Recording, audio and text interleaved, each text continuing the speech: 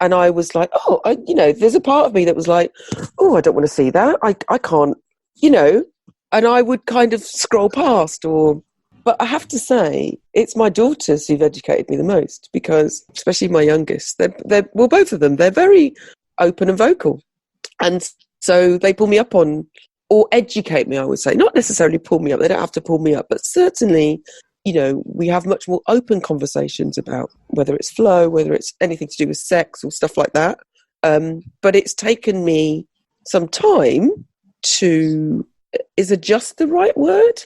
Unlearn my feelings of shame and recognise that the more people talk, the better it is. What everybody does naturally, it is better. And it's how I feel about, I suppose that's helped me to talk about menopause as well, in a sense, and aging, is that it's lifted the veil off, and that can only be a good thing. Do you think what's happening with periods now and the openness that's happening around the conversations around menstrual cycles and menstruation is also happening with menopause, or can you not compare the two? Oh, I think you can compare the two because it all boils down to how women are shamed, full stop. That's what it boils down to. It boils down to society's expectations and of women. So it is the same thing. And I think, yes, it's a difficult one, isn't it? Because I was talking to somebody else about this recently, about how, because our peers and the people we hang out with talk about the things that we want to talk about, it's easy to assume that everybody is talking about it. It's the Brexit effect. It's like, well, London, all the Londoners on the whole were like, yeah, we're never going to leave, and we're lulled into a false sense of security, and then woke up on that Friday and were like, are you kidding me? Do you see? So there's part of me that's like, yes, more and more people are talking about it, and I agree, and you can compare it to menopause, but there's another part that's still having these conversations, and being slightly trying not to be surprised when people don't know what I'm talking about, or are like, oh my God, people don't talk about this. And I'm thinking, well, I've been talking about it for ages. Do you see? So I think, yes, more and more people are talking about it, but I'm thinking we've got a long way to go. There's a whole world to educate, let's face it. You said some people will say, oh, people don't talk about this. Do you mean that in the sense that they're trying to get you to stop talking about it? Like it feels taboo to them? Or no. What does that mean? No, it's a positive thing. I thought I was on my own. That there's nothing better than a connection when someone opens their mouth, whether it's about periods, whether it's about menopause, whether it's about mental well-being, whether it's about anything, that shame eats us up. And that feeling that you're alone is awful. So when you see someone talking about something and it resonates with you, and then you can think, oh my God, I'm not going mad, or oh, somebody else has 2-week periods as well, or oh, that happened to me. That is the most connecting and empowering thing. Could have thought of a more intelligent word, but whatever, that people can do, particularly women, because we've been taught to keep it to ourselves. Does that make sense? That makes total sense. And I remember in the past you said, so earlier on in this conversation, you said that you mentioned the word whispers. And in the past, you've talked about how you would have your friends over and you'd have conversations about menopause and everyone would start to open up. And do you think those conversations sparked anything within you to take those conversations about menopause a bit wider and have them be a bit more open?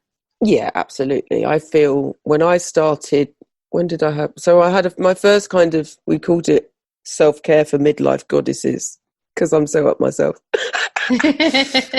And I just invited 5 friends round because it occurred to me that I was going through menopause, and I'm a few years older than some of my friends.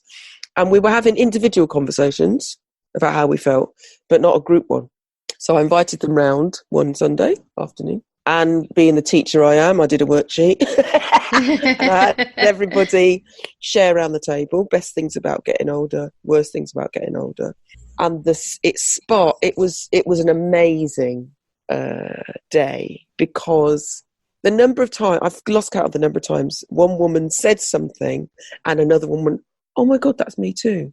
And so I had it the following year, and the following year my girls said, can we come, because no one talks about these things. So I'm in the middle of, there's a couple of things I have plans, and that plan, one of those many plans, is to take that conversation wider and open a group up, a membership site, but a group where women can not just talk about menopause, but talk about, just support each other in aging, in growing older. So it's not just for menopausal women, but also to break that taboo. That I have to say that I've lost count of the number of conversations I've had with women who sent me an email or slipped into my DM saying, I think I'm going through menopause, I'm 37, because there's this assumption that menopause, you don't have to worry about it till you get to 50. That's just not true. It just so happens that my menopause started at 52, as did my mother's, and I was going through perimenopause,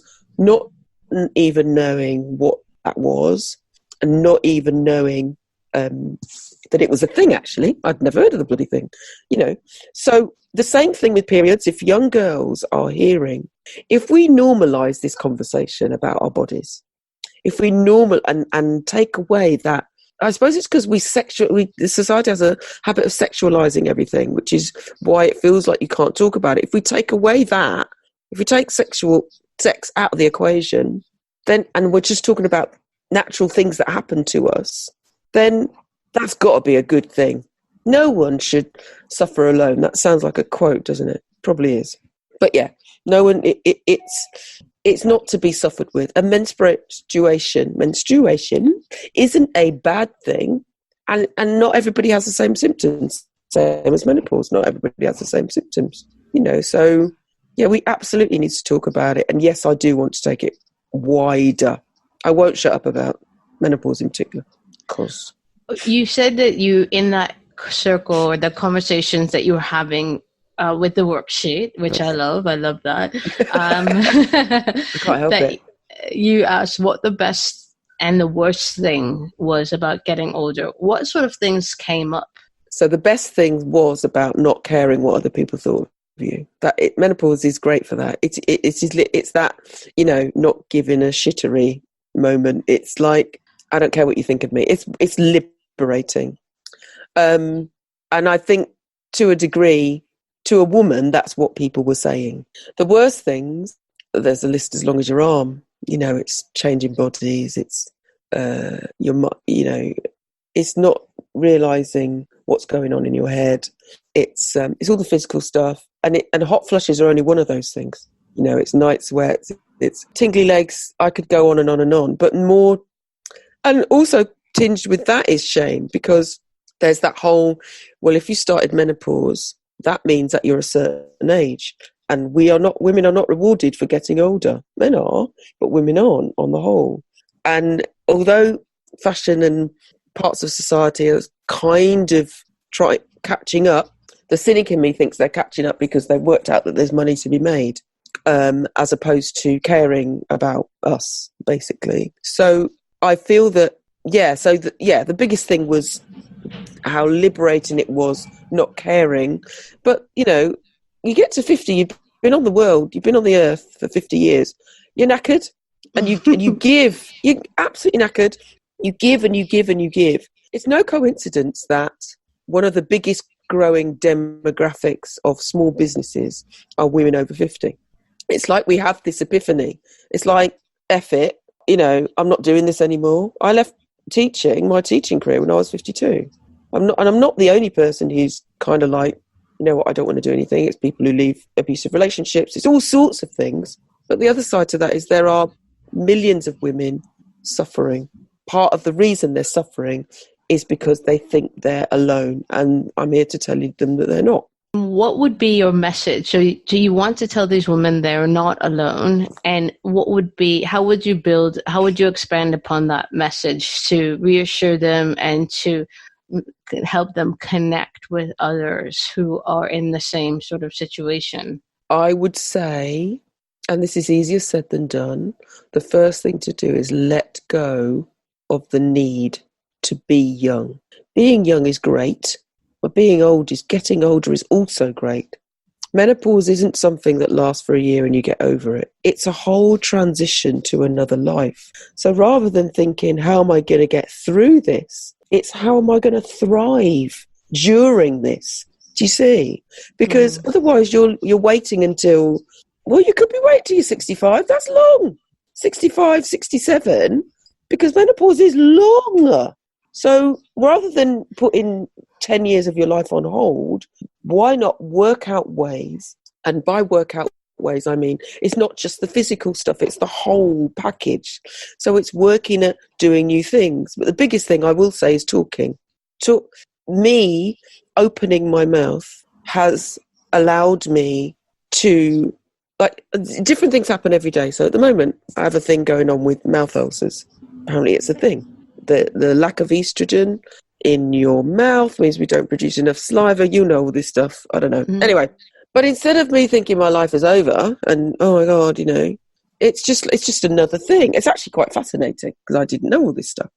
But I think my message to find someone to talk to not be ashamed, to embrace your change in body, to be grateful to, I'm grateful to my body for carrying my 2 children. I do that whole, the mindful shower, where I'm thanking my feet for allowing me to stand in the queue at the post office, so that, little things like that help you to enjoy everything that menopause is going to throw at you.